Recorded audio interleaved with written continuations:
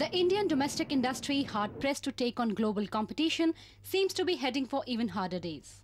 As per the Central Statistical Organization, estimates against a growth rate of 6.5% during April 2000-2001, the index of industrial production has registered a growth of just 2.7% in the first month of the current fiscal. Industrial recession, which began towards the second half of the last financial year, is continuing. In fact, 2.7% is somewhat better, because in February and March this calendar year, industrial growth rate was between 0 and 1%.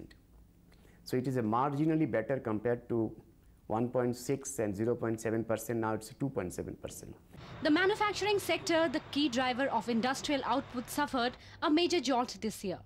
As against a growth rate of more than 7% during April 2000, the manufacturing sector registered a meager 2.7% growth this fiscal. The gravity of the situation can be gauged further by the fact that the capital goods sector registered a negative growth rate in April. Many of the industries do not have the requisite technology. There is a need for technological upgradation. The cost of credit in this country is much higher than in the developed countries. And the third and a very important factor is the availability of infrastructure. This again leaves a lot to be desired. I think it has gone wrong in 2 or 3 fronts.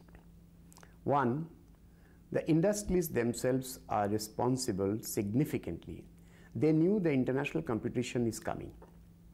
The government announced the liberalization program in 91, signed the WTO in 1995. By 2001, all the quantitative restrictions were to be removed, which the government has done, which means industry now has to learn to face in competitions from abroad. Now, industry, it appears, were not ready. The situation worsened in the consumer durable industry, wherein the growth slid from 16% during April 2000 to 7.5% this year.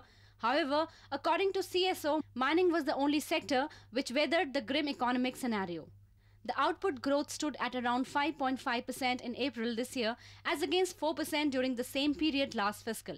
In the consumer non-durable sector, also an upward trend continued, as its index was marginally up to 1.3%.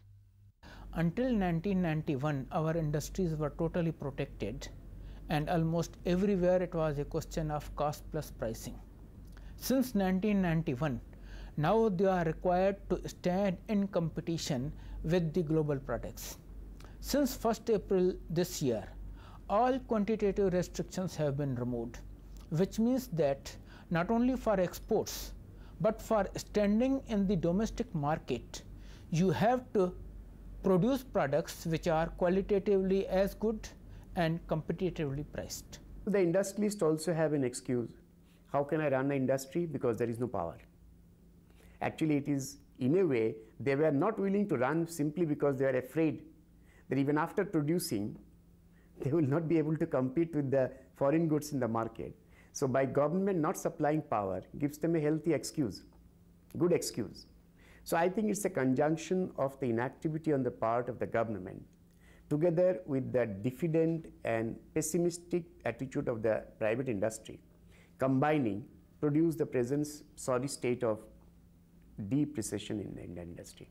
Experts feel the situation is likely to worsen further if the performance of the small-scale sector is taken into account. In the absence of quantitative restriction, Indian markets are open to cheaper products from abroad.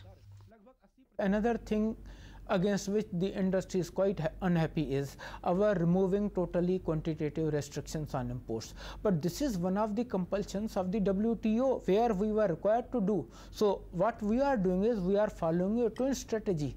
On the one hand, we do this, and on the other hand, we provide whatever reasonable safeguards are there. For instance, raise in certain import duties wherever it is possible.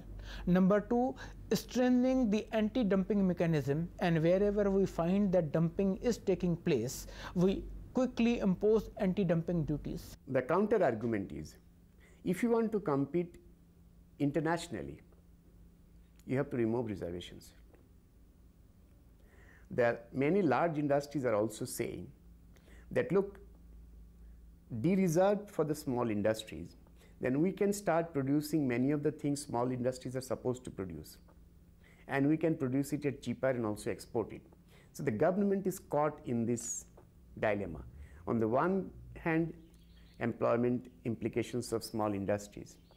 On the other hand, the rationale for WTO and removing the reservations. Given this grim scenario, the government is all set to face the eventualities in the post-WTO era. Even on an early occasion, the Prime Minister made it amply clear that despite application of WTO guidelines, the interest of domestic industry will be safeguarded. However, a lot depends on how favorable are the monsoon this year.